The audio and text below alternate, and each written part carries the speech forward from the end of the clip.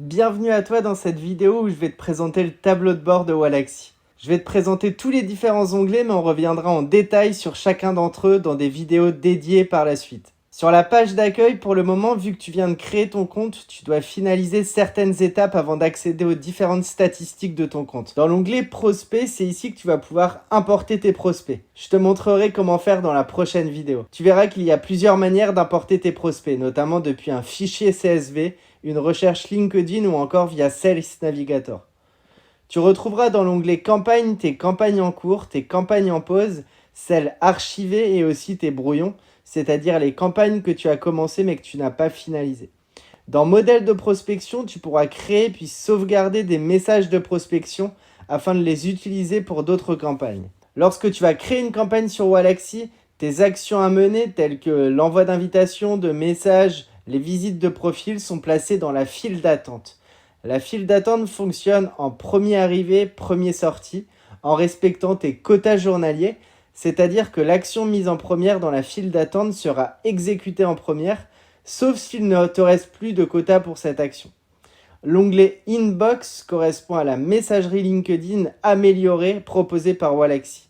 En effet, Wallaxy propose la messagerie LinkedIn mais en mieux, avec davantage de fonctionnalités et plus de filtres. Le plan Team de Wallaxy te permet de réunir plusieurs comptes sous une seule entité.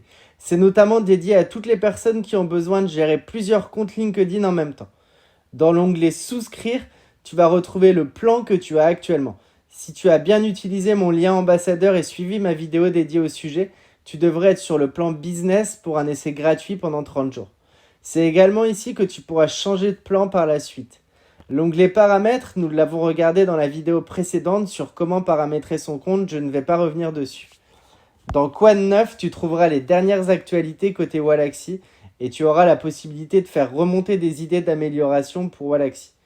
Dans Voir démo, tu auras accès à pas mal de tutos afin de naviguer sereinement sur Wallaxy. De même que dans FAQ, tu auras la réponse aux questions que se pose la majorité des personnes qui utilisent l'outil.